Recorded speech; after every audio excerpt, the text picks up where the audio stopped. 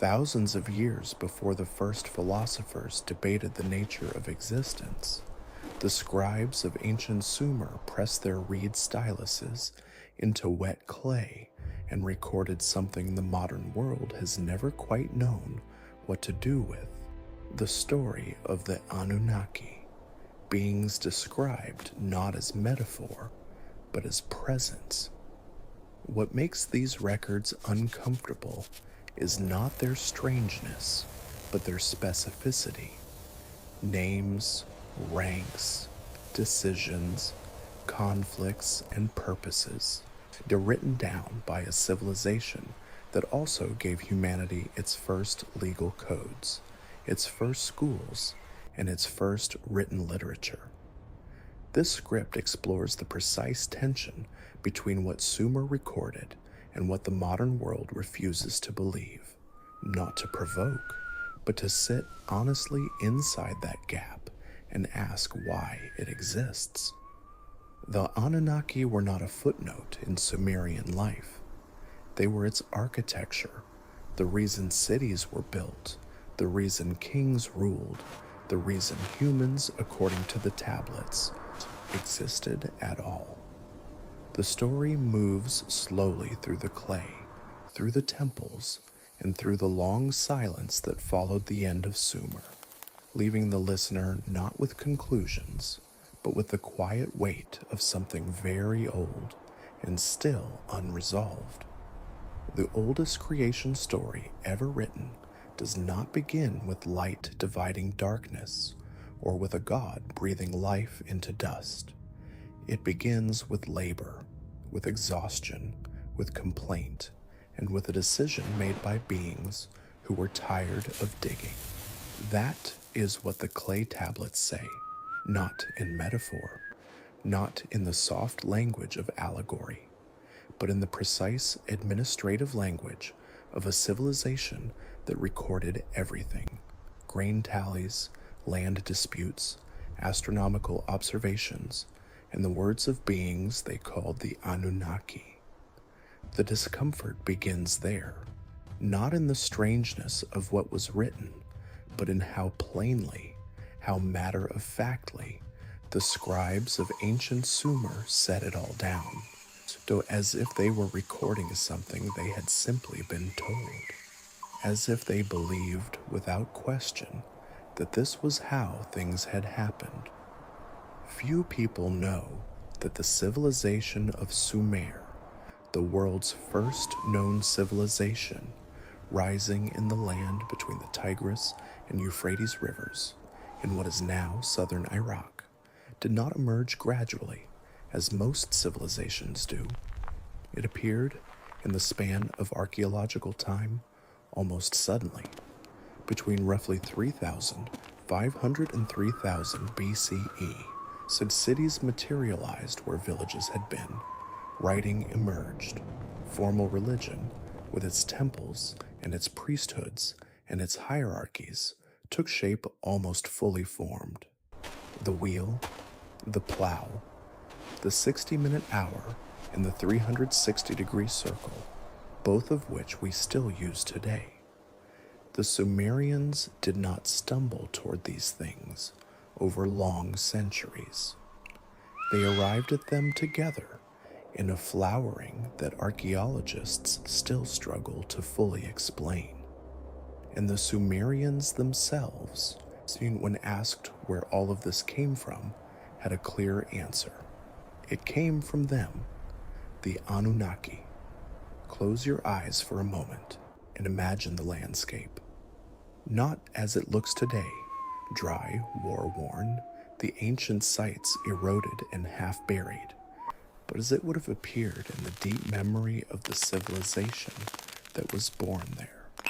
The rivers wide and silver in the early morning, the reed marshes breathing with birds, the air heavy and warm, holding the smell of water and black earth. This was called the land of Sumer, and its people believed it had been shaped deliberately, not by natural forces alone, but by intention, by minds far older than their own. The word Anunnaki In the Sumerian language, is most commonly translated as those who came from heaven to earth, or in some readings, those of royal blood who descended. The tablets do not present them as gods in the way we typically imagine gods, distant, invisible, operating through mystery and miracle. They are described with weight, with personality, with desire and disagreement. They argue, they tire, they make decisions that affect the world below, and then, sometimes, they regret those decisions. They are powerful beyond ordinary reckoning, yes, but they are not without limit, and they are not, in the Sumerian understanding, particularly concerned with the comfort of those beneath them. What history often overlooks when it speaks of ancient religion is how transactional the earliest recorded relationships between humans and their divine figures truly were. There was no worship for its own sake in Sumer. The temples were not places of consolation or quiet prayer. They were houses, literally. The Sumerians called them the houses of the gods, and the humans who tended them were there to serve, to cook, to clean, to offer. The Anunnaki, according to the tablets, required sustenance, required attention, required that the cities be built in particular configurations, that the ziggurats rise to particular heights, that the rituals be performed without error. And in return, they provided something the Sumerians considered essential: knowledge, order, the conditions necessary for civilization to exist. This exchange, this arrangement, is described across dozens of clay tablets, many of which were not fully translated until the 20th century. The most significant among them is a text known as the Atrahasis, sometimes called the Epic of the Super Sage, which predates the more familiar story of Noah's flood by at least 1,000 years, and contains embedded within it an account of why human beings were created. Not because a god loved the world and wished to fill it with life, but because the Anunnaki were tired. On that morning, and the tablet describes it with the specificity of a morning that someone, somewhere, believed had actually occurred, the lesser Anunnaki, a class of beings assigned to labor in the earth, had been working for what the text describes as 40 periods of time, digging, carving channels, moving earth and stone, and they revolted. They gathered before the dwelling of Enlil, the chief of the Anunnaki, and they refused to continue. The text records their words with a kind of weary dignity. The work is too hard, they said, the burden too heavy. We will not carry it alone. Enlil, faced with this revolt, called a council. The great Anunnaki gathered Anu, who ruled the sky, Enki, who ruled the waters and was known for his wisdom, Ninhursag, who held dominion over living things, and it was Enki who proposed the solution. A primitive worker, he said, a being made from the clay of the earth, infused with the essence of a lesser Anunnaki, who would be sacrificed for the purpose and shaped by Ninhursag's knowledge of living forms. This being would carry the burden. This being would dig the channels and tend the fields and build the temples and bring the offerings. This being would be called Lulu, the mixed one, and this being, the tablets suggest, was us. There is a long silence that tends to fall over people when they encounter this passage for the first time. Not because it is impossible. The history of religion is filled with accounts of human origin that our modern sensibilities find strange, but because of what it implies about the nature of our purpose. The Sumerians did not record a creation story in which humanity was the beloved culmination of a divine plan. They recorded a story in which humanity was a labor-saving solution, a tool fashioned from clay and divine blood to relieve the exhaustion of beings who had grown weary of their own work. What is remarkable is not that such a story was told. Civilizations throughout history have reached for explanations of human origins that reflect the power structures they already inhabit. A people governed by kings would naturally imagine the divine order as a kind of cosmic kingship. A people whose lives were organized around service and tribute would naturally understand themselves as having been made to serve. What is remarkable, what continues to unsettle those who study these texts seriously, is the detail, the administrative precision, the names, the ranks, the specific mechanics of the creation process, described across multiple tablets from multiple archaeological sites in ways that are internally consistent across centuries of Sumerian civilization. These were not the casual myths of a people making sense of their world around a fire. They were recorded, preserved, and transmitted with the same care the Sumerians gave to their grain inventories and their astronomical tables. They were, to the people who wrote them down, true, and here is where the discomfort sharpens. Because the question that serious scholars and serious skeptics alike find themselves unable to fully resolve is this: what do we do with a civilization that was by every measurable standard among the most sophisticated and rational the ancient world produced, and which nonetheless recorded in plain and consistent detail the activities of non-human beings who shaped its world from the beginning? We can call it mythology. To me, that is the most comfortable answer, and it is not wrong exactly. All ancient cosmologies are mythology in the technical sense, meaning they are the stories a culture uses to explain its origins and organize its understanding of existence. But the Sumerians did not treat the Anunnaki the way later cultures treated their gods, as symbolic forces, as metaphors for natural phenomena, as stories told to children about thunder and harvest. They treated them as historical actors, as beings who had been here, who had built things, who had made decisions whose consequences were still visible in the world. The ziggurats, those massive stepped temples that rose above the Sumerian plain like mountains made by hand, were not simply places of worship. They were, according to the tablets, the residences of the Anunnaki, who had been assigned to each city. Each great Sumerian city had its own divine patron.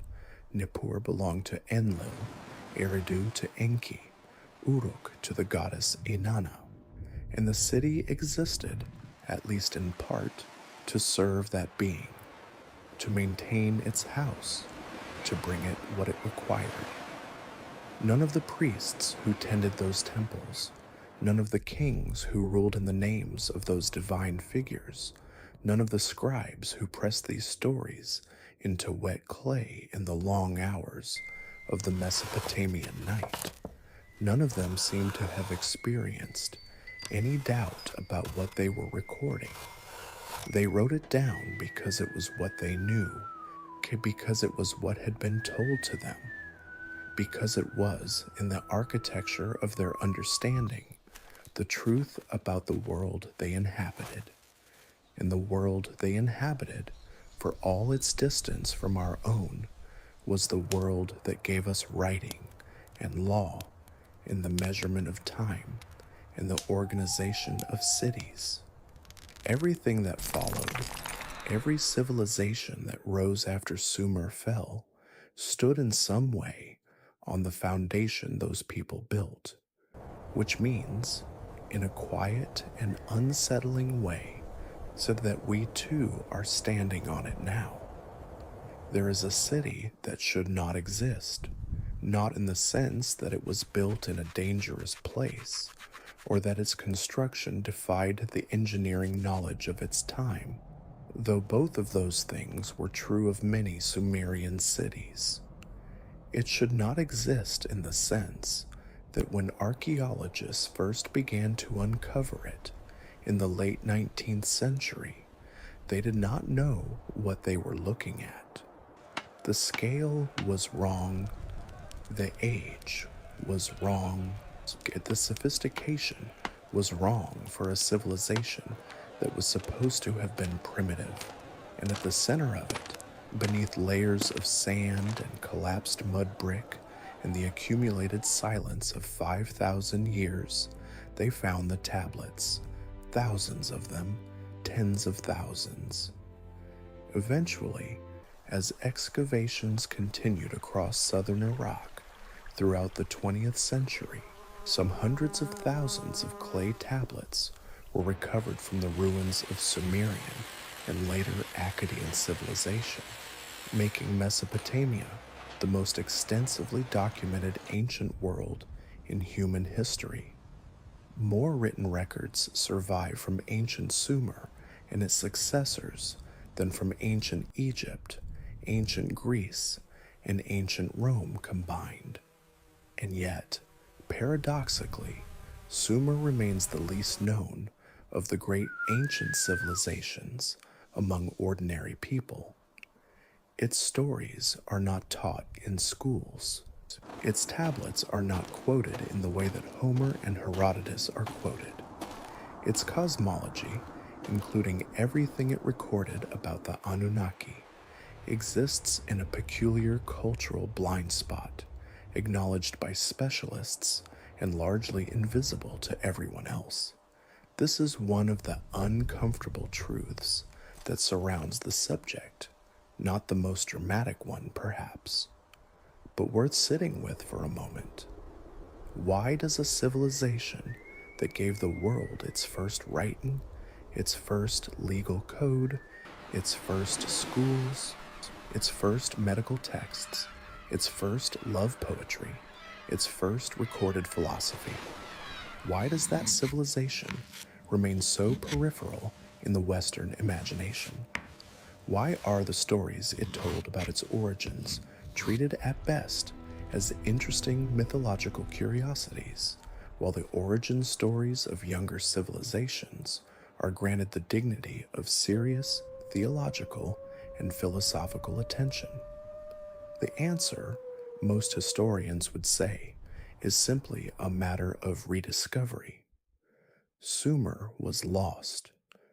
Truly, some completely lost, buried under the desert, its very name forgotten, until the mid-19th century, when European archaeologists began to excavate the mounds that the local population called tells, the Arabic word for hills that are not entirely natural. It took decades after the first excavations for the tablets to be translated, more decades for the translations to be verified, challenged, refined. The field of Assyriology, the study of ancient Mesopotamian texts, is still young by academic standards, and the sheer volume of untranslated material that remains in museum archives around the world is difficult to comprehend. But there is another reason, one that sits less comfortably in the academic narrative, and it has to do with what the tablets actually say. The Enuma Elish is the Babylonian creation epic, written in Akkadian, the language that succeeded Sumerian as the dominant tongue of Mesopotamia, but drawing directly on much older Sumerian source material. It was first translated in full in 1876 by George Smith, an assistant at the British Museum who had taught himself cuneiform script from scratch, driven by a fascination he could not entirely explain. When Smith reached the section of the text that described a great flood sent to destroy humanity, a flood survived by a single righteous man who built a vessel to preserve life, he was so overcome that, according to the accounts of colleagues who were present, he put down the tablet, stood up from his work, and began to pace the room, unable to contain himself. He had found, he understood immediately, a flood story that predated the book of Genesis by centuries, perhaps by millennia. The implications were significant enough to cause considerable discomfort in the Victorian scholarly and religious establishment. If the biblical flood narrative had a Mesopotamian predecessor, if the story of Noah was not unique, but was instead one version of a much older story that circulated throughout the ancient Near East, then what did that mean for the authority of the text? The debate that followed Smith's translation was intense and, in some quarters, never fully resolved. It is still being had today in different forms, in seminaries, in universities, and online forums where people argue with a passion that suggests the stakes feel personal. But the flood story, significant as it is not the deepest layer of what the tablets contain. It is, in a sense, a detail within a much larger architecture of recorded belief. And that architecture, when examined carefully and completely, describes a world in which the Anunnaki were not merely the creators of humanity, but its ongoing administrators, its overseers, beings who had established the conditions of human existence and who continued for a very long time to be directly involved in how that existence unfolded. The tablets describe a period they call the time before the flood, not the flood itself, but what preceded it, as a time when the Anunnaki walked among human beings, when the boundary between divine and human was permeable in ways it would later cease to be, when the kings of the great Sumerian cities were not ordinary men elevated by political circumstance, but beings of mixed nature, part human, part Anunnaki, who ruled for spans of time. The tablets record in numbers so large that modern scholars have debated for generations whether they are meant to be taken literally, symbolically, or as a kind of encoded astronomical notation. The Sumerian king list, one of the most extraordinary documents to survive from the ancient world, records the names of kings before the flood alongside the lengths of their reigns. Alulim of Eridu, the first king, is said to have reigned for 28,800 years. His successor for 36,000. The total duration of the antediluvian kingship, the period of rule before the flood, is recorded as hundreds of thousands of years. After the flood, the reigns shortened dramatically. The first post-flood kings reign for thousands of years, then hundreds. Then, as the list approaches the historical period that archaeology can independently verify, the numbers become ordinary. Human, a king reigns for 30 years, for 20, for 12. What history often overlooks in discussions of this document is that the Sumerian king list is not a purely mythological text. The later portions of it, the kings who ruled for ordinary human lifespans, are verifiable against archaeological evidence. The cities they are said to have ruled exist. The general time frames align with what we can independently date.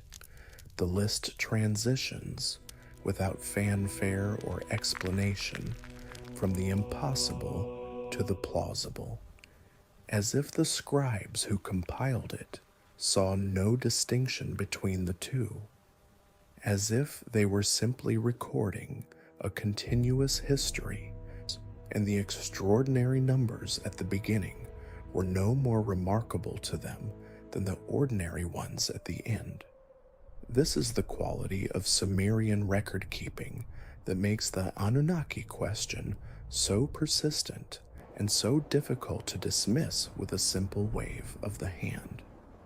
The same civilization that gave us verifiable history also gave us the Anunnaki.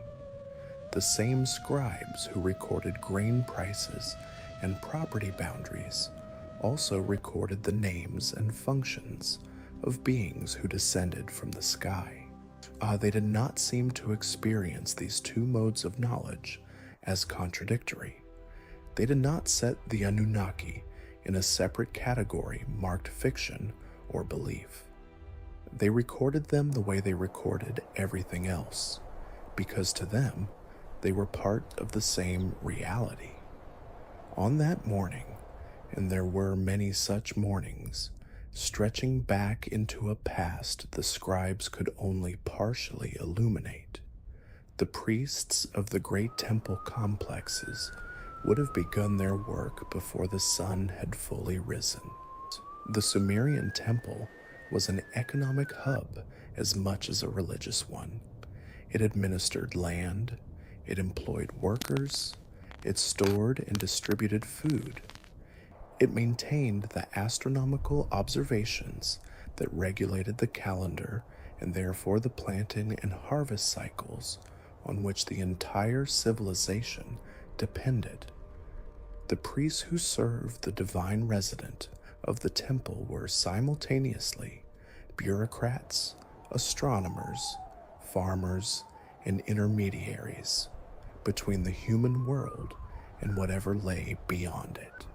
And what they believed lay beyond it, or more precisely, what they believed had once walked within it, were the Anunnaki, beings who had come to this world for their own purposes, who had shaped its geography, established its cities, created its human population, and then, at some point that the texts describe but do not fully explain, withdrawn, retreated to a distance, become less directly present, though never entirely absent.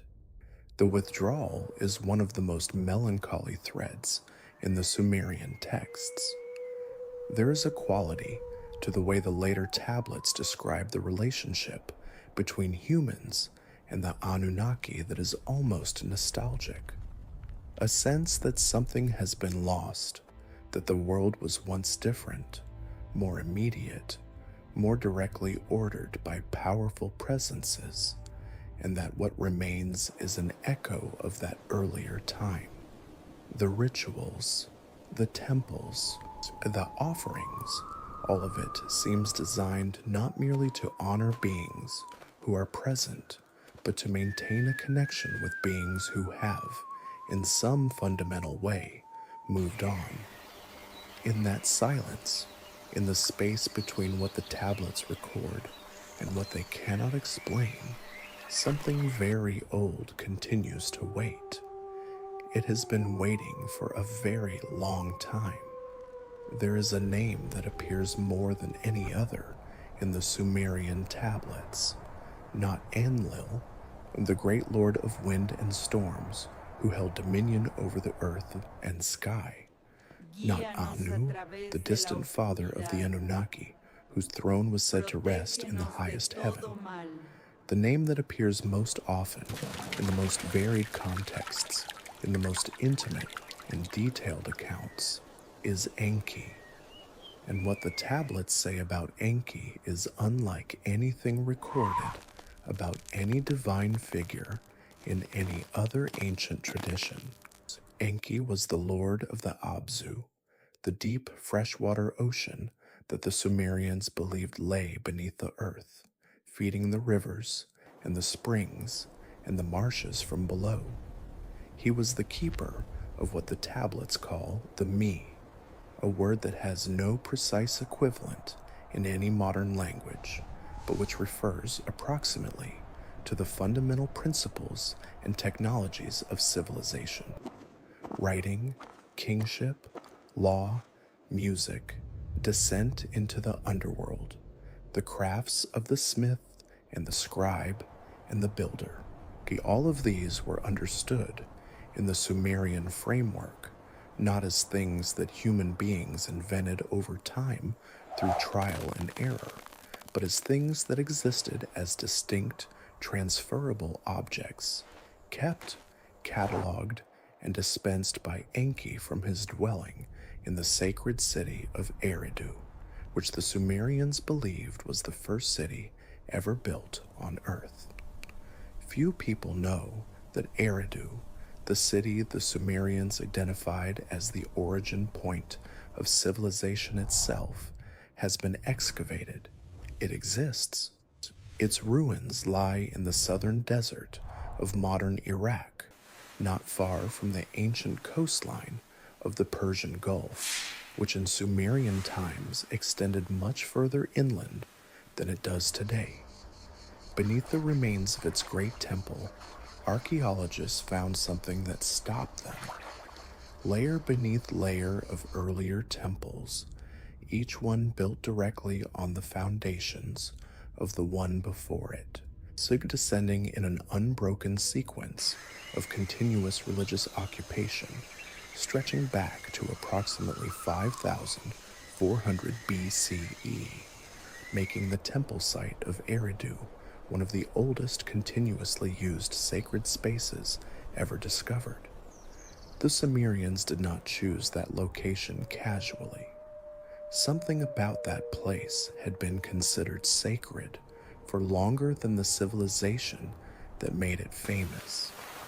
Enki, whose house stood at Eridu, was not a straightforward figure. He was wise beyond measure. The tablets credit him with solutions to problems that defeated every other divine mind. But his wisdom operated in ways that were not always comfortable for those around him. He was a creator, but also a trickster, a protector of humanity, but also the being who established humanity's limitations. He could be generous to the point of recklessness and calculating to the point of cruelty, sometimes within the same story.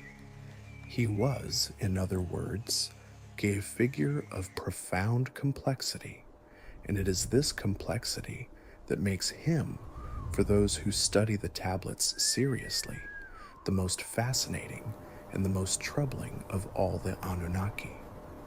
The story that illuminates this complexity most completely is the one the tablets tell about the flood.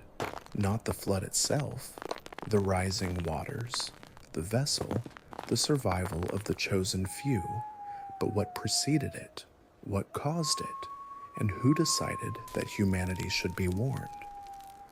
The Atrahasis epic, which contains the fullest surviving account of these events, describes a situation that had been building for a long time. Humanity, created to relieve the labor burden of the lesser Anunnaki, had been fruitful, extraordinarily fruitful. The tablets describe the earth as filled with noise, a word that in the original Sumerian carries connotations not merely of sound, but of disorder, of a kind of vibrating excess. Enlil, the lord of the earth, found it intolerable. He could not rest. He could not think. The noise of humanity disturbed him in a way the tablets describe with a directness that is almost comic in its pettiness, except that Enlil's solution was not petty at all. It was absolute. First, he sent plague. The tablets describe a sickness that moved through the human population with terrible efficiency, reducing their numbers, quieting the noise. But Enki, without openly defying Enlil, found a way to advise humanity.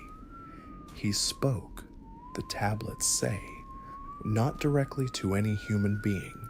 That would have been too obvious a violation of the divine council's decision, but to the walls of a reed house where the man Atrahasis was sleeping. He spoke to the walls, and the walls heard, and the man who lay beside them heard the walls. It is a detail so specific, so strange, so carefully constructed to preserve the technical legality of Enki's intervention while violating its spirit entirely, that it reads less like mythology and more like the record of an actual event described by someone who understood the exact nature of the constraints under which Enki was operating. The plague passed. Humanity recovered, multiplied again, and the noise returned. Enlil tried famine next, then drought. Each time Enki found a way, speaking to walls, advising indirectly, working within the letter of the divine council's decisions while subverting their intent to preserve the human population he had helped to create. Until finally, Enlil brought the matter back to the full council and proposed something that could not be mitigated by clever advice to sleeping men. A flood, total, comprehensive, a reset of the earth that would silence the noise permanently. The council agreed, and this time, Enki was bound by an oath not to warn humanity. The text is explicit about this. He had given his word.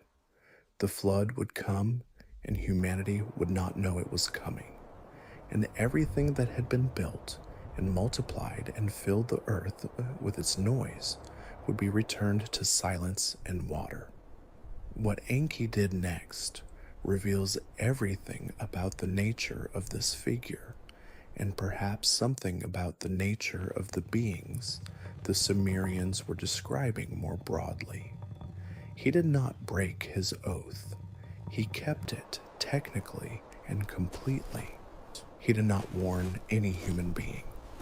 Instead, he went to Atrahasis, the man he had spoken to before, the man sleeping beside the reed walls, and he spoke again to the walls.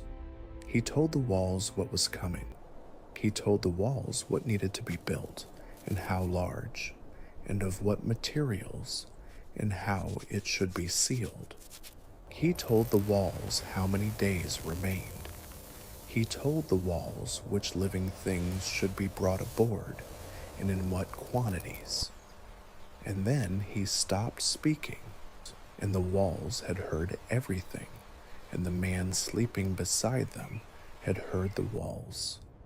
In that room, everything changed, not because a god had broken a promise, but because a being of extraordinary intelligence had found a way to honor the form of an obligation while ensuring that its consequences fell differently than intended. Atrahasis built the vessel. The flood came. Humanity survived in the form of one man and his household and the living things they carried.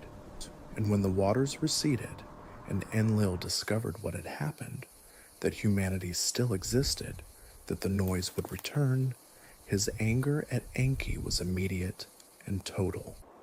Enki's response, as recorded in the tablets, is remarkable. He did not apologize. He did not deny what he had done.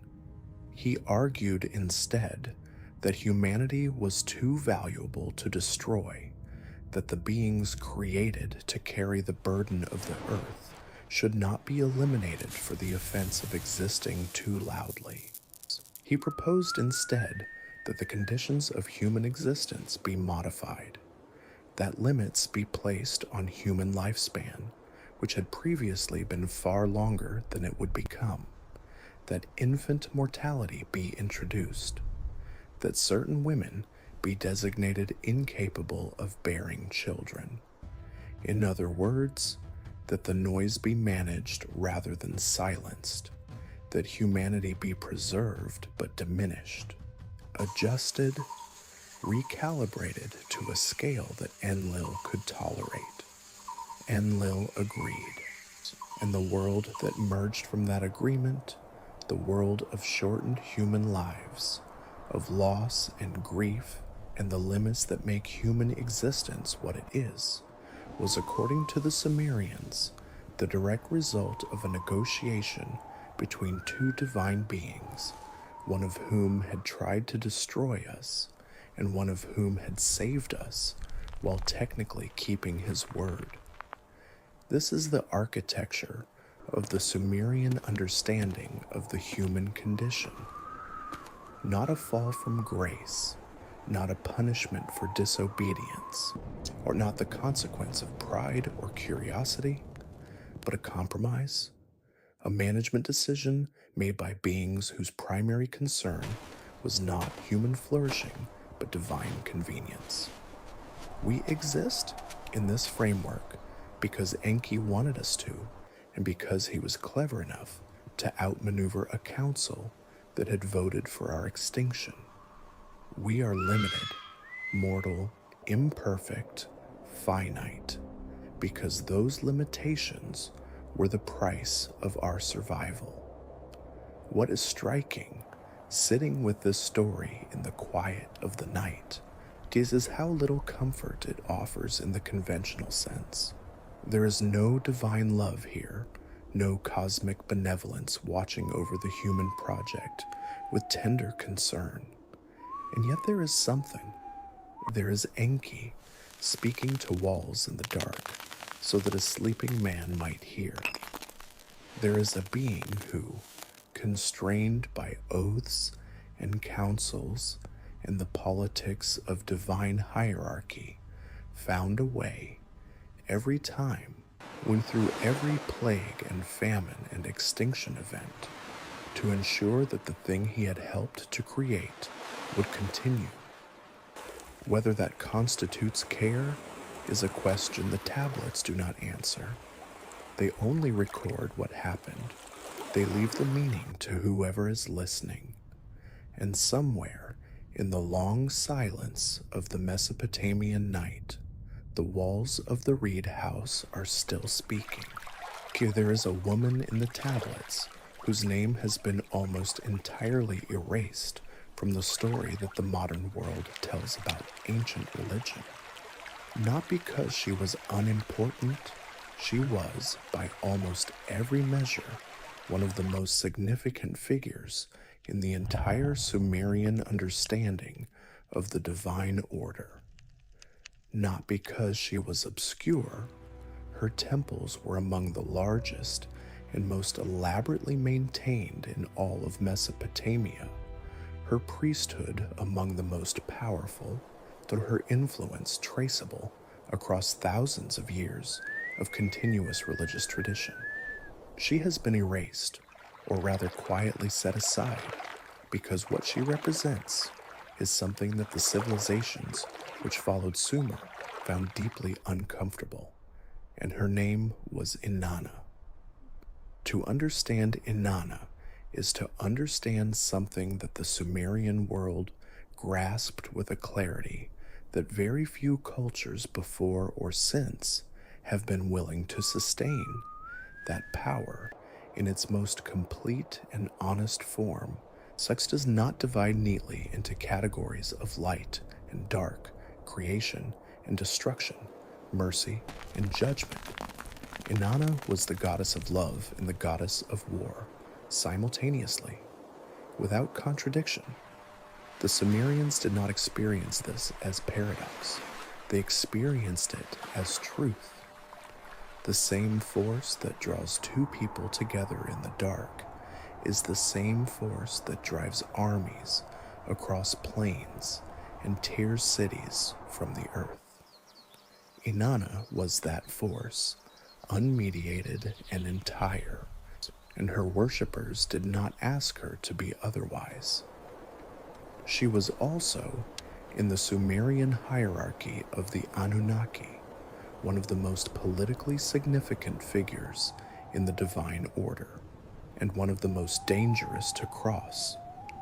The tablets that concern her are among the most vivid and psychologically complex documents to survive from the ancient world. They describe a being of extraordinary ambition who was not content with the domains she had been assigned, who moved through the divine hierarchy with a combination of cunning and force that left even the most senior Anunnaki uncertain of where they stood with her. She was, in the language of the tablets, not a goddess who waited to be approached. She was a goddess who went out and took what she wanted.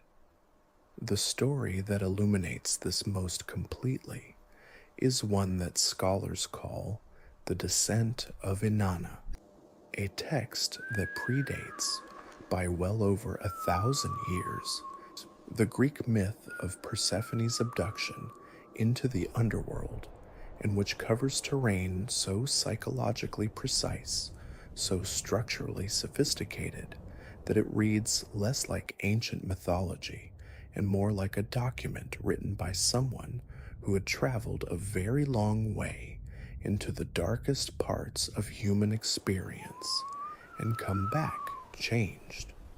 In the story, Inanna decides to descend into the great below, the realm of the dead, ruled by her older sister, Ereshkigal, so a figure of absolute and unyielding power who had been, from the beginning of time, consigned to the darkness while Inanna moved freely in the light above.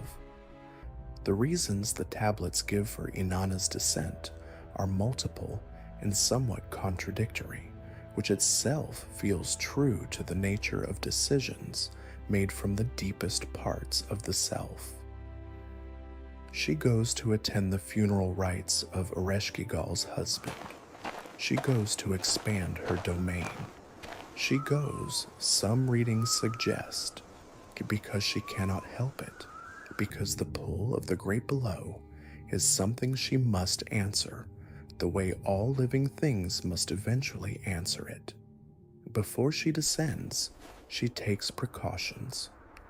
She dresses herself in the full regalia of her divine power, the crown of heaven on her head, the measuring rod and line in her hand, the breastplate of battle on her chest, the golden ring on her finger, the lapis lazuli beads at her throat. 7 attributes of power, one for each of the 7 gates she knows she must pass through to reach her sister's realm, and she instructs her faithful servant, Ninshubur, that if she does not return within 3 days, Ninshubur must go to the gods and demand her release. What happens at the gates of the underworld is told with a precision that feels almost ritualistic in its repetition. At each gate, the gatekeeper demands that Inanna remove one of her divine attributes before she may pass. At the first gate, the crown of heaven. At the second, the measuring rod. At each threshold, another piece of her power is stripped away, and the text records her protest. Why is this being done to me? And the gatekeeper's response, quiet, Inanna, the ways of the underworld are perfect. They may not be questioned. By the time she reaches the throne of Ereshkigal, she has nothing left. She is naked and bowed low, and Ereshkigal turns the eye of death upon her, and Inanna is killed Her body is hung on a hook on the wall of the underworld, and the text pauses there, in that image, with a stillness that feels deliberate. 3 days pass. Ninshubur, faithful to her instructions, goes to the gods. She goes first to Enlil, who refuses to help. Inanna, he says, has pursued the desires of her own heart into the great below, and the great below keeps what it claims. She goes to Nana, the moon god, who also refuses. Finally, she goes to Enki, and Enki, as he always does, in every story where humanity or life itself is threatened, finds a way. He fashions 2 small beings from the dirt beneath his fingernails, creatures with no sex and no appetite, who can pass through the gates of the underworld undetected because they carry none of the attributes that the underworld can claim. He gives them the food of life and the water of life, and sends them down to find Inanna's body. And he gives them one instruction that seems strange until you understand it. When you find Ereshkigal, he says, she will be in pain, moaning. Do not offer her anything. Do not try to solve her suffering. Simply witness it. Simply say back to her what she says to you. Mirror her pain without trying to fix it. The 2 small beings descend.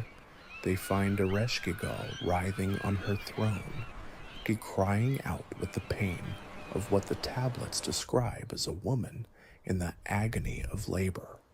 A detail that scholars have read many ways, but which in the context of the story seems to suggest that the underworld itself, the realm of endings, is always also in the process of giving birth to something.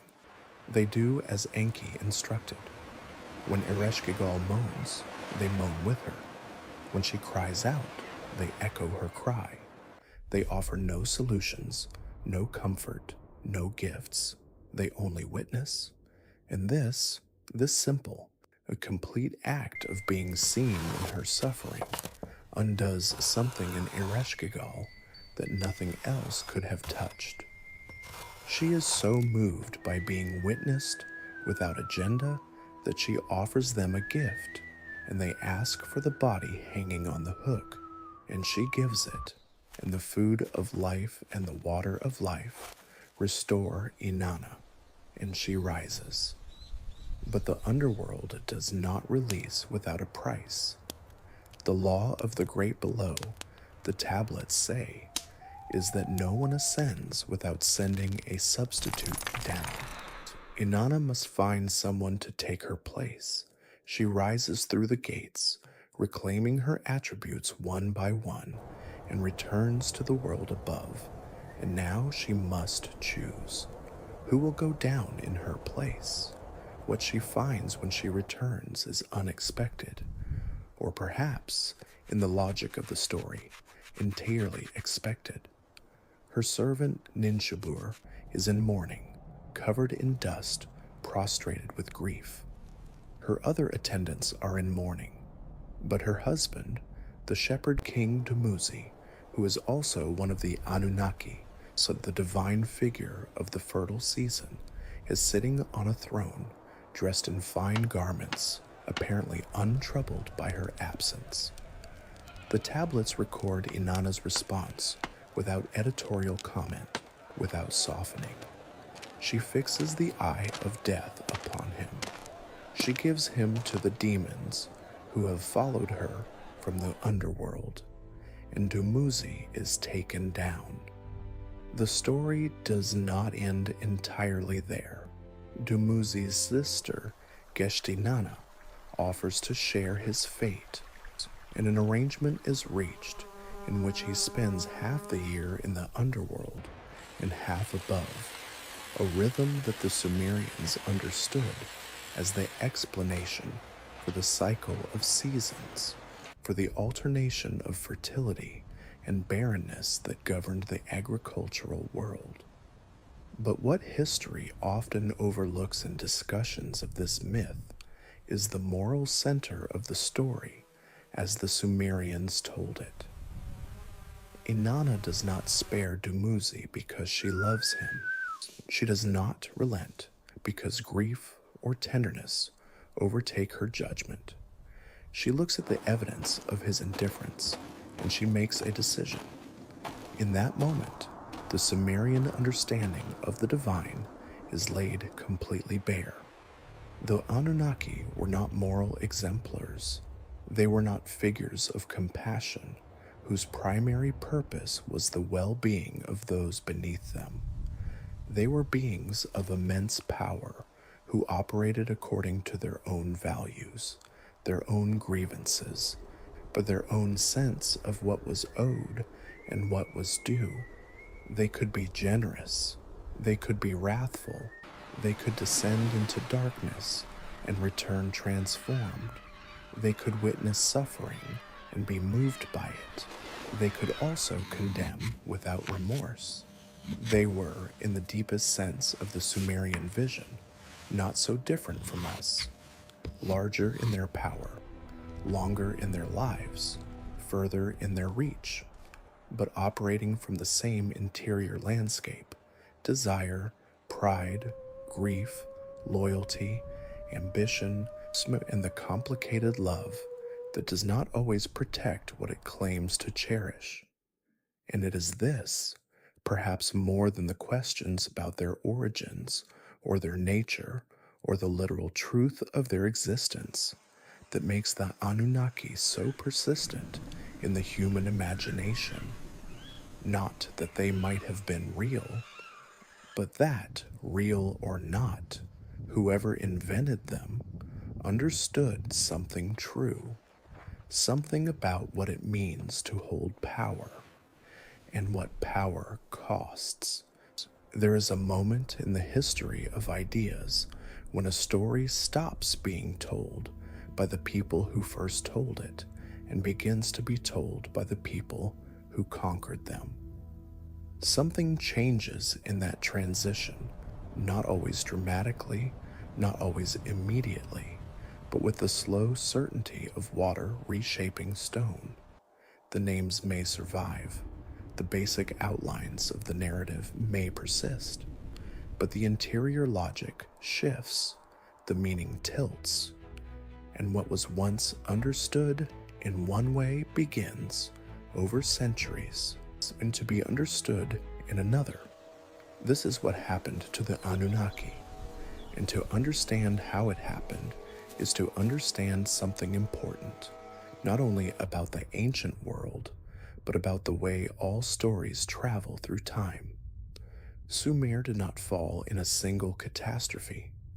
It dissolved, gradually and then decisively, across the second and third millennia BCE, as successive waves of peoples moved through Mesopotamia: the Akkadians, who absorbed Sumerian culture while replacing the Sumerian language; the Babylonians, who built on Akkadian foundations; the Assyrians, whose empire at its height stretched from Egypt to Persia, and whose libraries preserved, even as they transformed, the accumulated textual knowledge of everything that had come before. Each of these civilizations inherited the Sumerian pantheon and reshaped it. Enki became Ea, Inanna became Ishtar. Enlil retained his name, but shifted in character, becoming in some traditions more distant, more purely authoritative, less the flawed and reactive figure the original Sumerian tablets describe. But the deepest transformation was not in the names or the personalities of the individual Anunnaki. It was in the structure of the relationship between the divine and the human. In the oldest Sumerian texts, the relationship is administrative, transactional. The gods need things from humans, and humans need things from the gods, and the temples are the places where those mutual needs are managed. But there is very little in the earliest Sumerian religious texts of what we would recognize as worship in the emotional sense, the surrender of the self to a greater power, the experience of smallness before the infinite, the longing for divine love. The Sumerians did not seem to approach the Anunnaki with that quality of feeling. They approached them the way a skilled bureaucrat approaches a powerful superior, with attention, with competence, or with the knowledge that proper procedure would produce better outcomes than either neglect or excessive enthusiasm. What history often overlooks in the long narrative of religious development is how much this early Mesopotamian framework influenced everything that followed, and how thoroughly it was reinterpreted by the traditions that inherited it. The stories that traveled west, carried by trade and conquest, and the long migrations of peoples across the ancient Near East, arrived in new cultural contexts and were heard through new ears. The flood story, which in the Atrahasis epic is a management decision made by a divine council with mixed motives, becomes in later tradition an act of divine judgment against human wickedness, a moral story rather than a logistical one. The creation of humanity, which in the Sumerian texts is explicitly a labor solution, becomes in later tradition an act of divine love and intentionality. The Anunnaki themselves, beings described in the original texts with bureaucratic specificity, with ranks and functions, and the capacity for internal political disagreement, become, in the traditions that follow, something more abstract, more universal, more purely symbolic. This is not a criticism of those later traditions. Every culture that receives a story transforms it. Every transformation reflects the needs and the questions of the people doing the transforming. The moral interpretation of the flood says something true about human experience, that destruction follows corruption, that survival requires integrity, even if it departs from the original Sumerian account.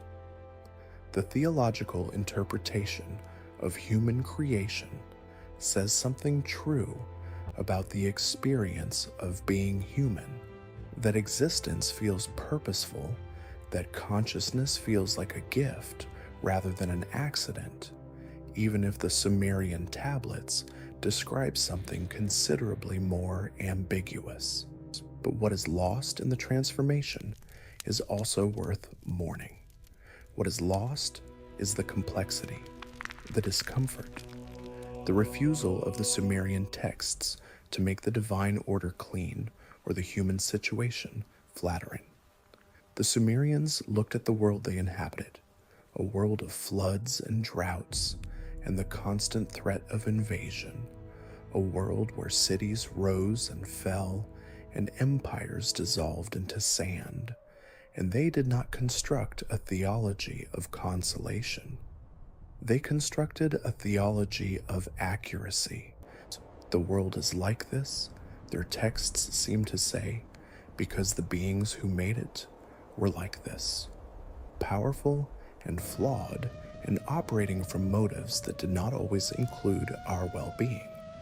And our task is not to earn their love, but to understand their nature, to navigate their requirements with skill and intelligence, and to find in that navigation what dignity is available to us. There is something in this that feels, across the distance of 5,000 years, surprisingly contemporary. But the tablets also record something that receives very little attention in popular discussions of the Anunnaki, a sustained and detailed account of their technology. Not technology in the metaphorical sense, not divine power described in the language of miracle and mystery, but specific material capability, described in terms that the Sumerian scribes clearly believed were adequate to convey what they were recording. The Anunnaki flew. The texts are unambiguous on this point. They describe vehicles that moved through the air and through the heavens, referred to by terms that scholars have translated variously as celestial barks, heavenly boats, and in the most direct readings, simply as that which shines. They used tools that cut stone and shaped earth on a scale that the human workforce of the time could not have managed independently. They communicated across distances by means the tablets describe, but cannot fully explain. The original Sumerian terms for these methods of communication have no clean equivalent in any modern language, suggesting they were attempting to describe something they had observed but had no prior framework for. These details are where the conversation around the Anunnaki tends to become most contentious, because here is where the boundary between careful historical inquiry and speculative reconstruction becomes genuinely difficult to locate. The scholar who reads these descriptions and says they are poetic embellishment, the natural tendency of human narrators to amplify the power of divine figures, is working from a reasonable, interpretive framework. The researcher who reads these same descriptions and asks whether they might reflect, however imperfectly, the observation of actual technologies by people who had no conceptual vocabulary for what they were seeing. That researcher is also asking a question that the texts themselves do not cleanly prohibit. What neither position can claim is certainty, and it is the certainty, the confident dismissal on one side, the confident assertion on the other, that tends to obscure what is most interesting about the question. Because what the tablets record, whatever its ultimate origin, is a consistent and detailed picture of beings who possessed capabilities far beyond those of the human population around them. Capabilities that included, according to the texts, not only physical and technological power, but genetic knowledge, the ability to shape living things, to create new forms of life, to work with the materials of biology in ways that the Sumerians describe, with a specificity that has led some researchers, controversially, to read the creation of humanity not as metaphor, but as procedure. The mixing of divine essence with human clay, the creation of the Lulu, the mixed one, is described in the Atrahasis and related texts not as a magical act, but as a process, with steps, with participants who have defined roles, with outcomes that did not always go as planned, requiring multiple attempts before a viable result was achieved. The being who oversees this process most directly is Ninhursag, the Great Mother, the Lady of the Sacred Mountain, whose domain is the living world, and whose knowledge of its workings is described as more precise and more complete than that of any other Anunnaki. She is the one who shapes the clay. She is the one who identifies the failures in the early attempts. She is the one who finally produces the form that works. And the language the tablets use to describe her work is the language of craft, of skilled, or technical practice applied to difficult material, rather than the language of divine inspiration. None of them knew in that moment of creation what they were ultimately making. The tablets are quiet on this point, but the quietness itself is expressive. The Anunnaki made humanity as a solution to a specific problem. What humanity would become, the cities, the writing, the art, the philosophy, is the accumulated weight of conscious experience stretching across millennia. None of that was in the original plan. It emerged. It grew from the thing they made in directions they had not anticipated and could not fully control. Enlil's complaint about the noise was not merely aesthetic irritation. It was the recognition of a being who had authorized a creation and was now watching that creation become something larger and stranger and more ungovernable than he had intended. The tool had developed interiority. The worker had begun to ask questions. The clay had learned to dream. And in the dreaming, something happened that the Anunnaki, for all their power and all their knowledge, had not been able to prevent. We became, quietly and irrevocably, ourselves. There is a particular quality to the silence that falls after a very old story has been told completely. It is not the silence of emptiness.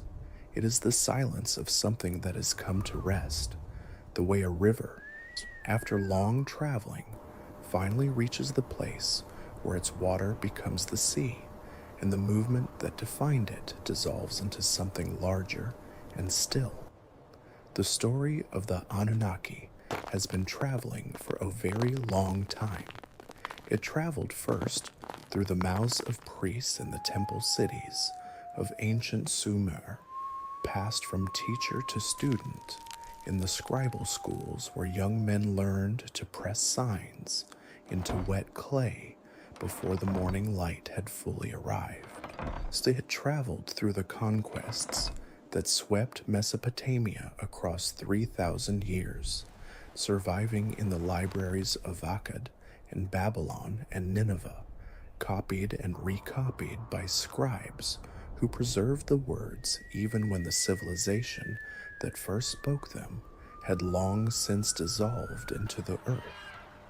It traveled through the long silence of burial, 5,000 years of desert and darkness, and the slow weight of forgotten things, until the 19th century, when European scholars with small brushes began to uncover the tells of southern Iraq and found beneath the sand a world that nobody had known was there.